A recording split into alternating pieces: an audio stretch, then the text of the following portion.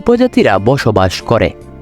কিছু অঞ্চলে সড়কের পাশে পর্যটকদের জন্য আবাসিক হোটেল রয়েছে, আপনি চাইলে সেখানে রাত কাটাতে পারবেন। সেখানকার স্থানীয় খাবার খুবই সুস্বাদু এবং বিখ্যাত। কারাকোরাম হাইওয়ে যেমন আশ্চর্য রকমের সুন্দর, তেমনি কিছু কিছু স্থানে কিছুটা ঝুঁকিপূর্ণও বটে।